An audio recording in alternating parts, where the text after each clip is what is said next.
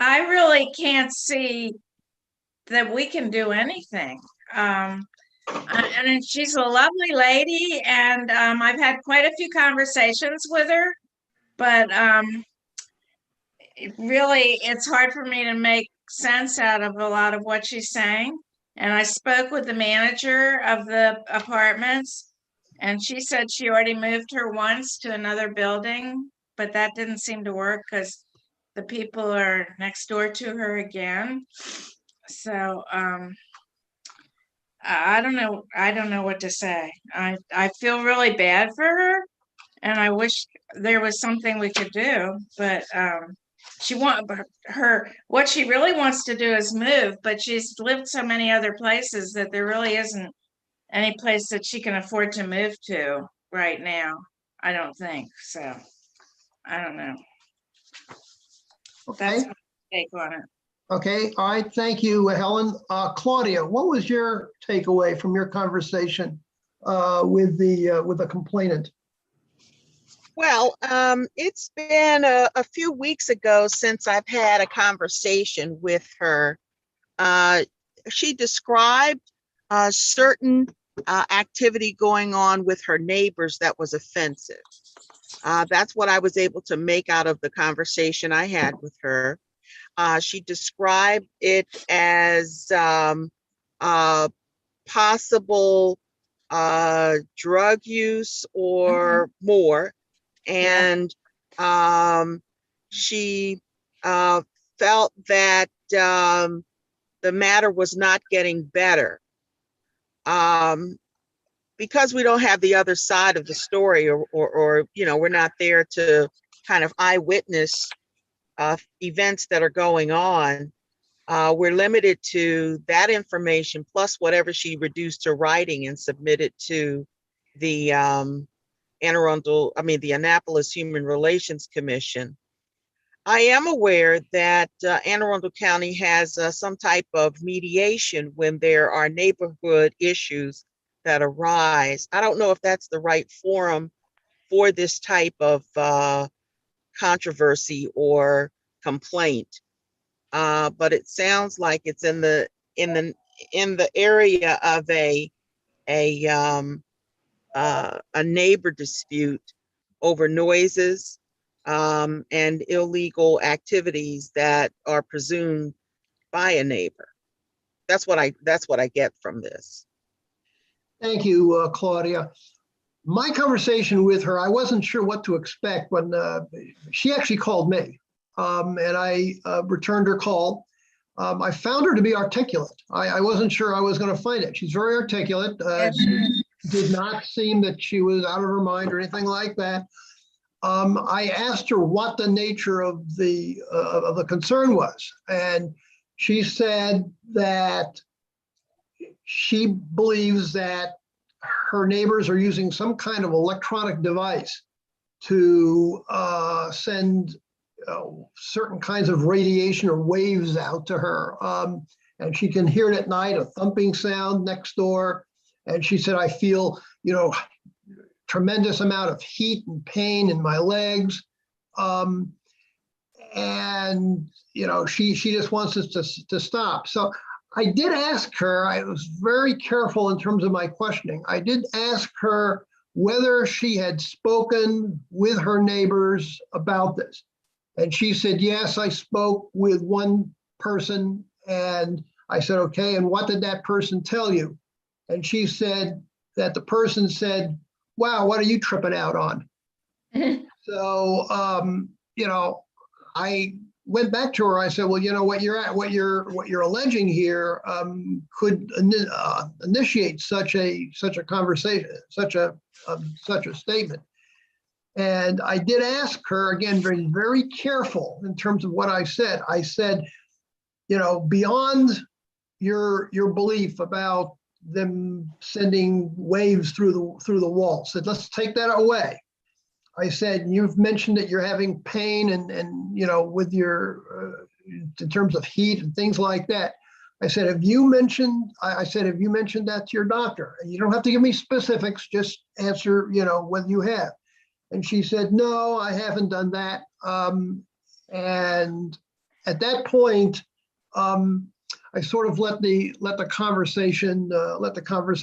The reason she called me was to get a briefing about the processes of the commission, and I told her how we would be proceeding. The complaints committee would be meeting tonight, and we would make a recommendation to the full commission, and the full commission tonight will act on that. I'm sort of in a position with where I think Helen is, with the exception of if she's experiencing some kind of physical pain of some kind, there can be a medical issue involved, but obviously that's outside of the realm of the commission. And, I have no way of being able to evaluate that at all. And it gets into also privacy issues. If you go, that's why I was very careful in terms of what I said to her. As Helen has reported, she's already spoken to the management about it, and I think the management is just really not too interested in getting involved. So I'm not sure where we go with this one. I really want to assist her, but I'm not sure what it is that we can do as a commission. This is not a fair housing issue. It's not a fair housing issue, and so the commission's authority in this is more restricted. But I did send a complaint to all of the members of the commission, and I'd be interested in hearing what the other folks who are on the call tonight, Jay, John, and Diane, what their reaction is to this. Yeah. Can you hear me okay? Yeah. Yeah. Okay. Let me hear you, Jay. I had a time kind of getting through reading the complaint and Jay, trying to Jay, understand. you're breaking up. I'll talk second. We fix one second here. Okay.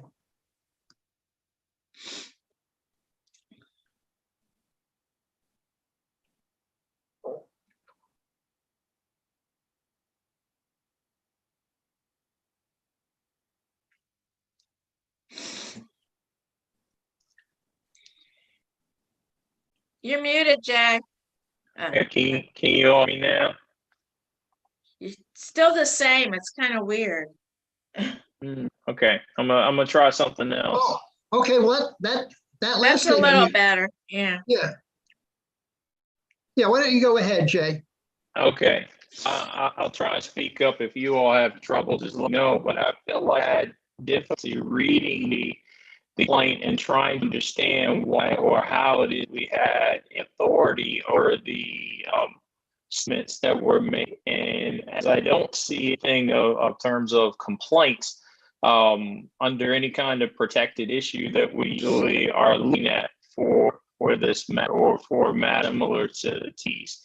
It does kind of, it's a little bit strange in the sense of that comes from all the apartments, I assume, which are surrounding her unit. And I guess I don't really see much of what, or probably more an agreement with health and understanding what we can do, if anything, in terms of helping or assisting in this matter.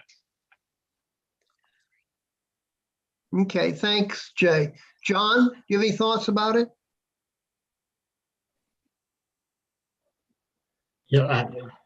First I'm concerned there's nothing we can do, but it's a shame we can't get, I don't know, does the housing department have any, can they help get referrals, or can they refer to somebody or call somebody else to talk, or health department to talk to this woman? As you said, there's the privacy issues, and you approach it very delicately, but there's nothing we can do, but it'd be nice if we could somehow get her referred to social services. Something, I think she needs some help. Mm-hmm. I might add that the person who told her to call me, told me that she's moved a lot because she's always unhappy where she is. So I knew that. Yeah, we saw that in the notes she gave that she kept moving around. Mhm. Mhm. In fact, I think they bent over backwards to help her, but And don't I know. guess we can't have any conversation with the neighbors because I don't really know who they are. Or, I don't think we can do that like we normally do with a complaint. No, I think a neighbor's response would be, that she's a crackpot. That's what they'll say. And, Right, I mean, right. that's what you'll hear from them. They'll say, you know what, this is nutty. And actually, the manager would have to tell me who they are, and that she might not even be able to do that. That's confidential, I think. Yeah. Diane, I can did you? invite Tony Pratt Strong and Dr. Charlize Dean Fairley to this conversation tonight. Unfortunately, I don't believe they've been able to come to the meeting to possibly give better insight on other resources that might be out there. Mhm. Hello, Tony Pratt. I'm actually here at the meeting, but I Oh, don't really, marvelous. Thank you for coming. I really don't have a grasp of what's going on, where this resident resides at, to direct you with resources or anything to offer her. Is she in Hacker property? Is she in subsidized housing? Do we know where she lives? Yeah, she's in Bay Forest, which is what do you call it? Senior Well, housing. it's also America. What do you call that? The woman Home that for started- America? House for America. That's what that is. Homes Yeah. for America. So I know the owners of Homes for America. I would send her to maybe crisis response, because it sounds like she has an issue in that sense that she's dealing with, to give her that resource to be able to reach out. That's a great idea. That's a great idea, Ms. Pratt. Mhm. It's called crisis response. Yes, crisis response, AA County, Anne Arundel County Crisis Response. Okay. Yes. Let me write this down.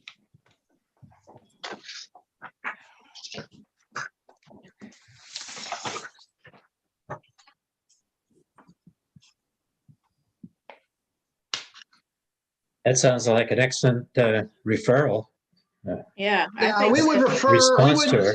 we would encourage her to contact the Anne Arundel County Yeah. Crisis Response.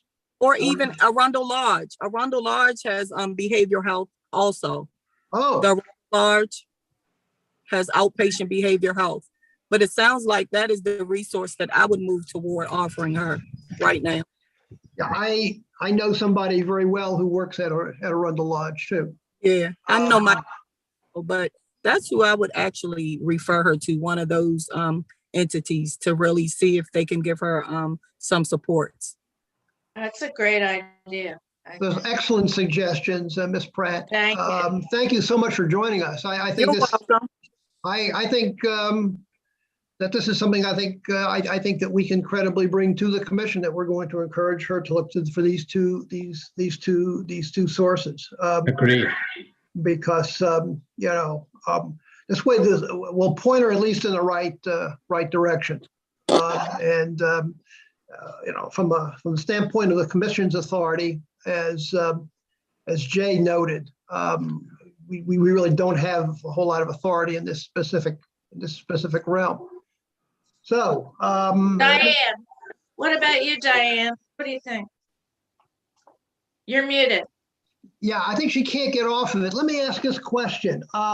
Josh, is there any way that Diane can communicate by typing in her comments? Because she can hear us. And as I look at this, we do have a raise hand function in the, there's no chat function, but there's a raise hand thing. I'm not sure what that does. There is no way that she can type in her responses. She's going to have to figure out her mic situation. Okay, all right. Miss Diane, if you need to, you can call my number on the information on the Google Calendar or the invite. My number's in there. If you'd like to give me a call and I can help you out with that. Yeah, I've got the number right here. I believe it's the number. It's 803-435-3703. Is that the number, Josh? Yes, sir. That's correct. Okay, Dan, you can call Josh Durant. He's our technical assistant. The number is 803-435-3703. But we certainly want you to continue to take part in the meeting, even if you can't. You know how I did it that one time mine didn't work was I went on the phone too. Okay. Now? No, they can hear. Oh, yeah. Yes? Hey, yes, Diane. Yes, you're on. Okay, all right. Okay, Diane, you've been listening to all of this. Yeah. I agree, particularly when she mentions things coming through the wall. Okay, that's not something that you can take lightly because that's what she feels. And from what you were saying, Mike, it sounded like she felt like what was coming through the wall was affecting her health. And so I think talking to somebody that could possibly be there and see what's going on is the best thing we can do. Yeah. Recommendations, both. Okay, I'm sort of hearing that there's a unanimous view on the part of commissioners on this, that we basically send her a letter. Well, first of all, the commission will have to buy off on this. I'm sure they will. I can send her a letter in which basically encourage her to touch base either with the Arundel Lodge or the Anne Arundel County crisis response, and I'll provide telephone numbers for both of them. Yeah. For her to contact. And I think from the letter, I think she feels it is a crisis. So I would think that she would be happy to have somebody acknowledge that, number one, that she has a crisis. And number two, maybe help her along to figure out how to handle it. Yeah. I agree. Okay. Yep. All right. I think that we've got a recommendation to bring to the commission. We have a full half an hour before the commission. Let me just make sure on that. Yeah, we've got a whole hour before, or excuse me, half hour. We've got a full half hour before the commission meets. What I would suggest to folks is they would just simply stay put because we've got everybody where they are. And right now we've got a quorum of the commission, of the full commission on this call. And we can immediately start our business promptly at 6:30. And Ms. Pratt, you are welcome to attend the full commission meeting.